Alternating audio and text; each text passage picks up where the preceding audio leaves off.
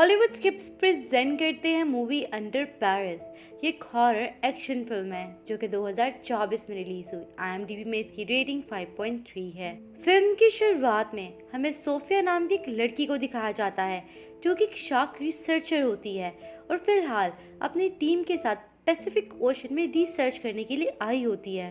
वो लोग देखते हैं कि समुंदर में बहुत ज्यादा गंदगी फैली हुई है कि तभी उन्हें वहाँ एक शार्क आने का सिग्नल मिलता है। इसलिए लोग समुंदर के अंदर जाकर शार्क का वेट करने लग जाते हैं कि तभी सोफिया के हस्बैंड, जिसका नाम क्रिस होता है, वो दूर जाल में एक ब्लू व्हेल को मरे हुए देखता है। वो ये देखकर बहुत ज्यादा दुखी हो जाता है कि कैसे लोगों की गंदगी की वजह से इन जानवरों की मौत हो रही है।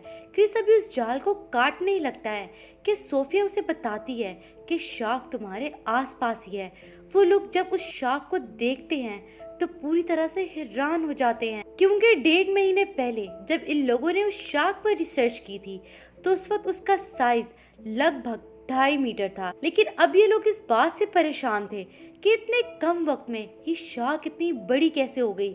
इतनी बड़ी शार्क को देखने के बाद सोफिया का हस्बैंड कहता है कि हम वापस आ रहे हैं, लेकिन सोफिया कहती है कि नहीं, अभी नहीं, पहले जाके उसका सैंपल लो। क्रिस ना चाहते हुए भी सोफिया की बात मानते हुए शार्क का सैंपल लेने के लिए आगे बढ़ता है और जैसे ही वो शार्क का सैंपल लेता है तो वो शार्क बहुत ही ज्यादा गुस्से में आ जाती है, जिसके बाद वो शार्क बहुत ही बेरहमी के साथ एक एक को जान से मार देती है।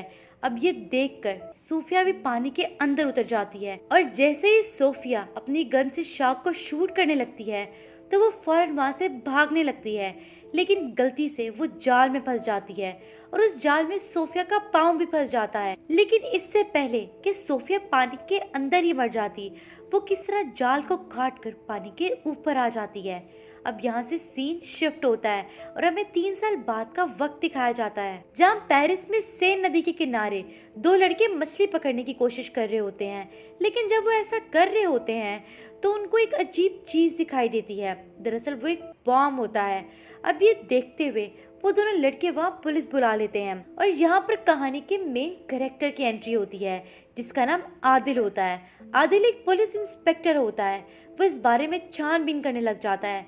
तब उसे पता चलता है कि पिछली रात यहाँ एक्सीडेंट हुआ था और कार पानी में ही डूब गई थी। वहीं दूसरी तरफ सोफिया उस हादसे के बाद टीचर बन जाती है। वो शार्क के बारे में बच्चों को पढ़ाया करती थी। उसी क्लास के दौरान एक छोटा बच्चा कहता है कि मैम, मैं जानता हूँ आपकी टीम और हस्बैंड एक शार्क अटैक में मारे गए हैं, जिससे सोफिया काफी ज्यादा अपसेट हो जाती है और वो अपनी क्लास खत्म करके वहाँ से चली जाती है। इसके बाद हमें मीका नाम की एक लड़की को दिखाया जाता है। वो भी सोफिया की तरह ही शार्क पर रिसर्च कर रही होती है, उनकी जान बचाया करती थी। मीका सोफिया से मिलती है और उससे अपने काम के बारे में बताती है, लेकिन सोफिया अपनी हस्बैंड के डेथ के बाद ये काम छोड़ चुकी थी। पर जब मीका उसे बताती है कि हम उसी शार्क पर काम कर रहे हैं जिसने तुम्हारे हस्बैंड को मारा था, ये बात सुनकर सोफिया मीका के साथ चली जाती है, क्योंकि वो जानना चाहती थी कि वो शार्क अचानक से इतनी बड़ी कैसे हो गई। अब मीका सोफिया को अपने रिसर्च सेंटर ले आती है, जहाँ वो शार्क को ट्रैक कर रहे होते हैं। वो लोग इसका पता सोफिया के कई सालों पहले लगाए हुए ट्रैकर से लगाते हैं। मीका कहती है कि शार्क समुंदर से होती हुई हमारे शहर आ गई है, अब हमें सही सलामत से वापस भेजना होगा। फिर रात में सोफिया घर जाके इस बारे में सोचती है। उधर मीका अपनी साथी के साथ उसी जगह पर जाती है जहाँ पिछले दिनों उन 2 लड़कों को बॉम्ब मिला था। मीका वहाँ पहुंचकर पानी के अंदर उतर जाती है। तैरते हुए वो उस कार के पास पहुंच जाती है, जहाँ जाकर वो देखती है कि कार के ऊपर दांतों के कई सारे निशान हैं, जिसे देखकर वो समझ आती है कि ये शार्क के निशान हैं। वहीं दूसरी तरफ मीका की साथी देखती है कि उसकी तरफ पुलिस आ रही है, इसलिए वो मीका को वहां अकेला छोड़कर चली जाती है। अब मीका वहां बिल्कुल अकेली होती है। तभी उसे महसूस होता है कि उसके पीछे कोई है। और दोस्तों, ये तो वही खतरनाक शार्क होती है। ये देखकर मीका जल्दी से पानी की सतह पर आ जाती है, लेकिन वहां जाते ही पुलिस वाले उसे देख लेते हैं और उसे गिरफ्तार कर लेते हैं। पुलिस स्टेशन जाकर आदिल नाम का पुलिस इंस्पेक्टर से पूछताछ करने लग जाता है। मीका उसे बताती है कि शहर के पानी में एक शार्क घूम रही है, लेकिन आदिल उसकी बात पर यकीन नहीं करता उधर सूफिया अपनी डिवाइस से शार्क को ट्रैक कर रही होती है, जहां वो देखती कि शार्क एक बच्ची पर हमला करने वाली है, लेकिन सोफिया टाइम से उस बच्ची को बचा लेती है।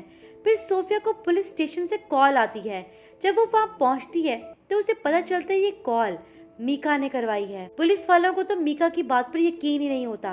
वो सूफिया से शार्क के बारे में पूछते हैं। सूफिया भी उन्हें यही कहती है कि हाँ भाई, उस पानी में शार्क है, अब मैं क्या लिख के दूं।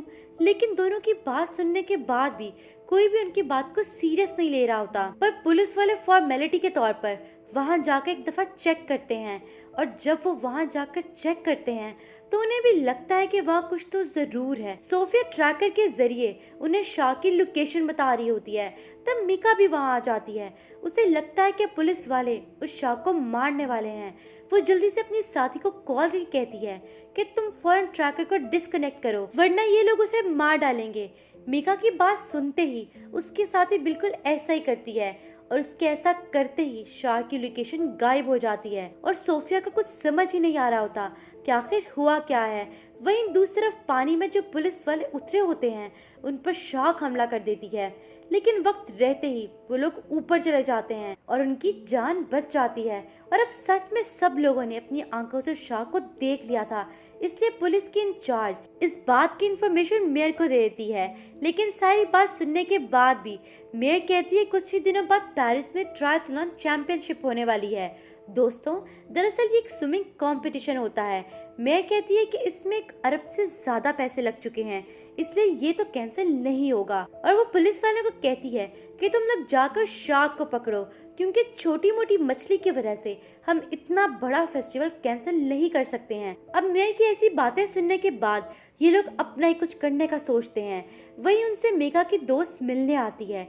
वो कहती है कि मीका जरूर कुछ बड़ा प्लान कर रही है, क्योंकि वो कुछ लोगों के साथ उस जगह पर गई है जहाँ वो शार्क छुप कर रहा करती है, और इस चीज से मुझे बहुत डर लग रहा है। इसलिए मैंने सोचा कि कुछ बुरा होने से पहले मैं सब कुछ आप लोगों को बता दूं। वो कहती है कि उस दिन मैंने ही लोकेशन ऑफ की थी, क्योंकि मैं लगा था कि आप लोग उस शार्क को मार डालेंगे। ये कहने के बाद वो दोबारा लोकेशन ऑन कर देती है, जिससे उन्हें शार्क की लोकेशन पता चल जाती है और वो फौरन उस जगह के लिए निकल पड़ते हैं।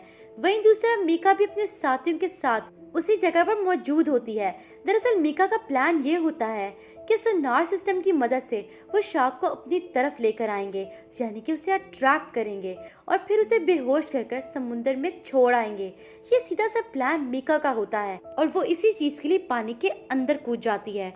वहीं आदिल भी उस जगह पर पहुंच जाता है और वो सब लोगों को वहां से निकलने के लिए बोलता है, लेकिन इससे पहले कि कोई वहां से निकलता वहां शार्क आ जाती है और मीका के चीथड़े उड़ा देती है।